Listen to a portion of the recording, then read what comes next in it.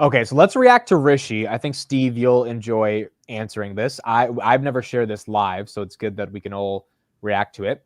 Here's the bear case after earnings from Rishi. I think we can take some notes and then respond to his argument as well. Shares of Palantir sliding after hours after reporting first quarter earnings, despite the company beating on the top line and raising its full year guidance. For more, we're bringing in now Rishi Jaluria, software equity analyst at RBC Capital Markets. Rishi, it is always great to have you on the show. So let's walk through this, Rishi. So Palantir reports they beat sales estimates, it looks like, for Q1, Rishi. They raised their forecast for annual revenue. Initial pop, but now we're down here about 9% in the after hours. What is going on here, Rishi? Give me your take. Yeah, absolutely. And Josh, thanks so much for having me. Always a pleasure to speak to you. I would say it's a combination of a couple of things, right? It's high expectations because this has become a hyped, or in my opinion, overhyped generative AI, beneficiary company. And we can get into that in a second. You saw the stock was up 8% on the day today heading into earnings. And then, they put up results that are a beat and raise, but I think that was priced into the stock. And then at the same time, you see U.S. commercial decelerating pretty big.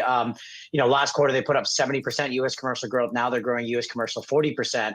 I think it's a combination of those as well as some other things that's leading the stock down about 9% in the aftermarket. Well, Rishi, it's Julie here. Why is that commercial growth slowing? Is it just a matter of that they couldn't keep up that same pace? Or is there some issue with execution? Or is it end market demand? What's going on? Yeah, I think it's a couple things, right? Number one is the compare itself just gets a little tougher. I think that 70% commercial number that they posted last quarter was maybe boosted by just a very, very easy compare and some one-time impacts. And so that's piece number one. I think piece number two, and we'll see how this plays out over the coming quarters, but when we talk to actual technologists who are deep into AI, deep into ML, who know more about this topic than I could ever hope to over my life, they are expressing skepticism around Palantir and especially around AIP and whether they are what they say they are from an AI perspective. And maybe there's a little bit of that showing up in the U.S. commercial numbers and why we're seeing that slowdown as well. What about, Rishi, this company's boot camps where they get customers, kind of up and running fast with their AI software? Smart strategy, in your opinion? I think it is, but look, I would again put a little bit of skepticism around that bootcamp strategy. I think number one, remember, Palantir is very heavy customized software, right? I estimated more than 30% of their business is actually professional services and outsourced data science rather than actual true software. So I don't know that it's even the right fit for something like a bootcamp. And even then, if we really think about bootcamp customers, these are people who say, okay, come and figure out some of my problems and give me a use case. But it doesn't go from there to a customer becoming a multi-million-dollar Palantir customer overnight, which is how they make it sound on earnings calls. But in reality, a lot of times, those bootcamp customers might do multiple boot camps, or they might turn into a pilot customer over time. It's not nearly the game changer to go to market that I think they claim it to be. Rishi, so obviously you're not a fan. You've got an underperform on the shares here. We see it coming back to earth today, but the market has not been on your side thus far this year. The stock has rallied. There definitely are a lot of Palantir buyers out there. Where do you think this sort of disconnect lies between that perception of Palantir as an AI winner and what you're saying, which is that in truth, it might not be? Yeah, I think it comes down to that perception around exactly what is Palantir and exactly what is AIP, because there is no way the valuation of Palantir stock at 25 times forward revenue is supported by 20% growth and the margins that they're putting up. That's just not possible if you compare it to what other things in software are trading. What I think it comes down to is Palantir messages that they are this cutting-edge generative AI company. They message a lot around AIP and boot camps, and I think very deliberately target retail investors. And look, everyone wants to play the AI game, and don't get me wrong, I'm a huge believer in AI and especially generative AI's technology. I think it is going to change society as we know it. I just don't think Palantir is that cutting-edge generative AI company that they claim it to be.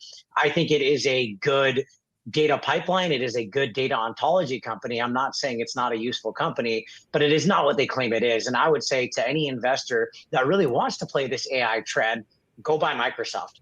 They are doing a lot more when it comes to generative AI. Plus, they have that very deep partnership with OpenAI, which to me is one of the most important companies in the world today.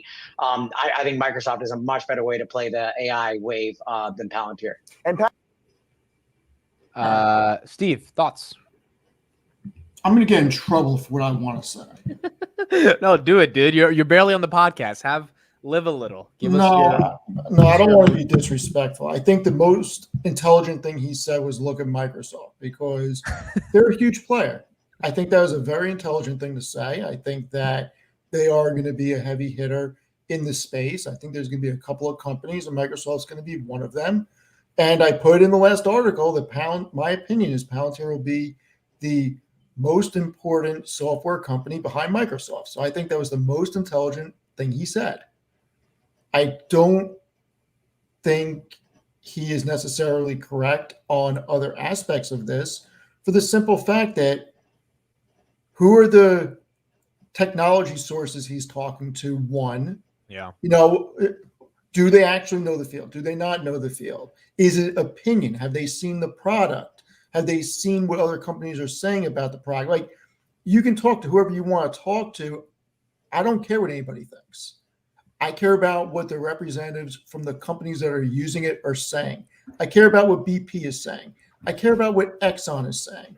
I care about what Cisco is saying. It's real easy to say, I talked to XYZ and they don't like it because of X, and this company may not be what it seems. Yeah, anybody can have that opinion. But when you look at arguably the biggest companies in the world that probably has the smartest people in the world working for them, Airbus created Skywise with Palantir years ago, and that's what the airline industry uses. Jacobs Engineering created a platform to cross-sell with Palantir. Oracle teamed up with them to create a platform to cross-sell on AI and cloud. I mean, you got, at least for me, I look at what other companies are doing and what other companies are saying, and it's really hard to discount the results that they are showing. They're not even trying to hide it. And when you talk about commercial growth slowing down, I got news for everybody. When a company grows, it's a lot harder to grow at 100% year over year or 50% year over year. It's just statistically, it's a lot harder. It's a lot harder to go from 1 billion in revenue to 2 billion in revenue than 100 million to 200 million. And I don't think that these numbers that Palantir is producing is soft. 40% year over year commercial revenue growth, 14% quarter over quarter US commercial revenue growth, 69% year over year US commercial count growth, 19% quarter over quarter US commercial count, 74% year over year US commercial remaining deal value. I mean, 136 US commercial deals closed in Q1, 94% year over year increase. I mean, I don't necessarily know that these are soft numbers, and this is the last one. 286 million US commercial total contract value, 131% year over year increase. I mean, pretty hard to say that those are soft growth numbers. Yeah. And let's not forget, boot camps, yeah, they said they want to do 500 in a year. They started in October. They blew through that in the first 4 months with like 560. And then the first 8 months, they were like 965 or something like that. Yep. I mean, I don't know what people want. I must be dumb. Like, I don't know. Vince, any thoughts?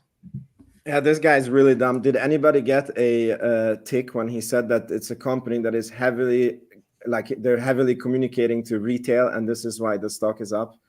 I got the little middle finger that was going. I'm gonna show it, but I mean, he clearly, I don't think he understands Palantir, and I think that even if he's speaking to expert, he's like, yeah, they're not what they're claiming they are because they're not a generative AI company. I'm like, when did Palantir claim that they were a generative AI company? Yeah. And Microsoft is a better generative AI game. I mean, duh. Like, they're in two separate spaces.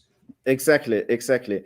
And I mean, he said that he's estimating that 30% of the revenue of the company is from professional services. So does he mean that there is Palantir employees, I was trying to do a little bit of math on this, that are delivering 600 million of hourly consulting service? So there is like bills from Palantir going to customers on 600 million when it says like forward deploy engineer, 5 hours, $500 per hour. Like where is that? Like I don't know what he's talking about. And that this bootcamp strategy is not working, and customers are doing like more than one bootcamps, and then they become pilots. I mean, how can you say that the bootcamp strategy is not working when they have an explosion in the number of new customers? So it's like, again, the revenue is backwards looking, right? If you look at the number of new customers, it's like, so the revenue grew 40%. The number of new customers was growing 70%, which is already showing that there is good things coming in the pipeline. And then the closed deals grew by like, Steve has the numbers, but it's like even more than the number of customers. And then the deal value grew like even more than, so it's like, the more you look, the better the story gets. And I just don't understand how you can say that it's not working. And if the customers need to do more than one bootcamp to become $1 million paying customers, who cares? Let them do 3, let them do 5. I don't understand how you can say that strategy is not working. And I think the other thing is, if you want to be bearish on Palantir, fine. Anybody can be bearish on any company. And if he had stuck to valuation, and obviously they're growing and a lot of people are raving about the product, but the valuation doesn't work for me, you got to respect that. Yeah. I would respect that. I respect that, generating 8 cents in EPS in Q1 and trading at such a high valuation on revenue. I'm not going to argue that it's a rich valuation for the numbers today, but the market is forward looking, not backward looking. And you want to go on a pure valuation, or you want to do a discounted cash flow model, I'm not going to disagree with you or argue the point, but to go that they're not the company that they say they are, and to say that you've talked to people in the field and they question Palantir, all I have to say to that is go to a Palantir conference, bring your friends, and go debate the presenters. Go debate the people from Cisco that are presenting. Go debate the people from Tyson Foods. Go debate the people from General Mills. Go debate Oracle. Ask Oracle why they're getting in bed with Palantir. I mean, if you strongly feel this, and it's just like the guy that you debated the other year, if you strongly feel this, go debate or discuss with the current clients about their results and get a better understanding of the product, because the numbers about their partners speak volumes. And like I said before, I would rather look at the numbers that are coming out from the presentations. Palantir is not paying Cisco to say shit that's bullshit. You know what I mean? When you start talking about Tyson Foods saving $200 million a year, and you start talking about the savings for all these things, those aren't fluff numbers. Their compliance departments would not let them do that. So I don't know how you argue with results. Valuation, I'll give that to you. But saying that software doesn't work the way that people think it does, or anything like that, well, unless you have evidence of that, I think that that's pretty hard to say. Yeah. And how do you get to $5 in valuation? Because again, I also respect if you say the valuation is not for me. I'm like, okay, if you take the calculator, 0.8 cents EPS times 4, we know that the EPS is going to go up, but let's say times 4, that's 32 cents. With a 30 PE, it's still $9.6. I'm like, how do you get the valuation to $5? Yeah, I feel like it's more of a joke that he puts it at 5 to show how big. Mick, can you share my screen real quick? Yes. Thank you. And this is straight from Palantir's Q1 presentation. Just look at these 3 slides very quickly. And if you go to the bottom left, their customer count, I don't think they grow at 42% year over year customer count if the software didn't work. And we're not talking about $5,000 contracts or $10,000 contracts here. We're talking about the companies that can spend whatever they want on software. BP and Exxon can spend whatever they want on software. Kinder Morgan can spend whatever they want. So the U.S. government can spend whatever they want. And why are there only 3 companies that have IL6 clearance? And Palantir is one of them. I mean, it's just, if the software didn't work, you wouldn't have customer count numbers like this. And if the boot camps didn't work, this is also something that he left out. Like, how is their revenue going up while they're like, the revenue is going up, what is it, 40%, while their expenses are going up like 2%? Like, show me which other company can grow this way. And stock-based comp is going down. I think the smartest way to argue the bear case is stick to valuation. Yeah. I don't think it is the best move to argue about things you can't prove. Yeah. You can prove a case for valuation today. Can you, Steve, can you give me the bear case for why Palantir is expensive at $21 and then the opposite to that, the bull case? For I mean, let's use the high end of their adjusted free cash flow, because I don't feel like building an Excel sheet.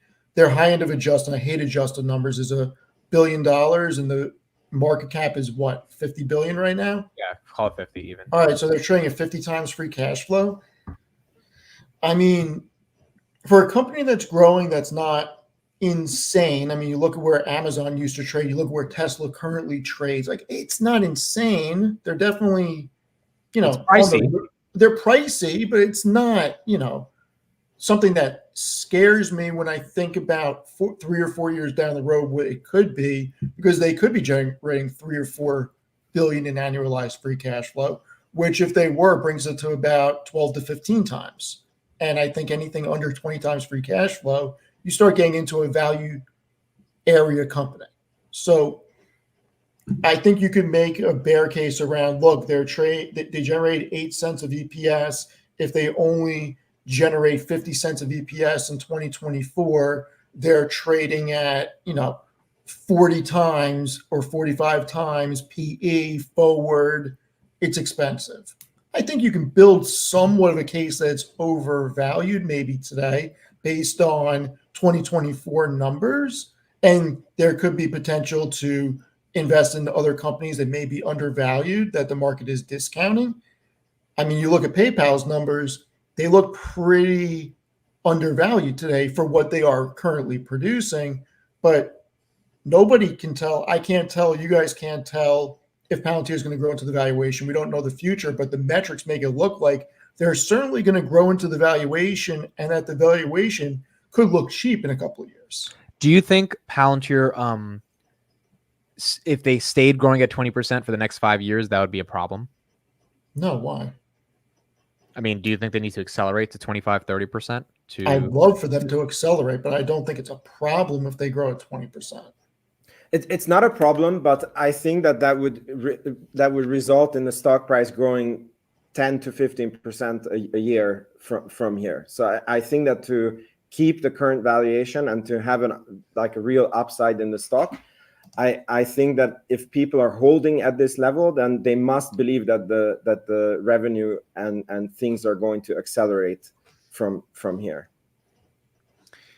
I got to spend some time with Mariana, who is the Bank of America analyst, at the conference. She was there as well, and I got to talk to her for a good hour. And I asked her, why does Morgan Stanley have a $12 price target as their base case, and you guys have a $28 price target? And she told me one thing that totally changed my mind on how the tech, some of the other banks are analyzing Palantir, especially if they're tech heavy focused firms. Her argument was Morgan Stanley, RBC, they only care about software and technology multiples. Mariana cares about defense, or at least the part she represents at Bank of America cares about defense and software. So her argument to me was just these guys, I mean, quite frankly, she was like, they don't know what the fuck they're talking about when it comes to defense, right? And so when they say, oh, Palantir is expensive, it's you can make the argument that Rishi's making that it's expensive, but when you get a Titan contract, when you get an NHS contract, when these contracts starts piling up in the context of JADC2 and all the work that's going to, or all the billions of dollars that are going to be invested in AI, Palantir starts to look relatively cheap compared to what Germany, France, all the NATO countries, Ukraine, et cetera, are going to pour into the company. So I think from that perspective, defense is another part of the I mean, they do more government revenue than they do commercial. And that reaccelerated by 5% this quarter.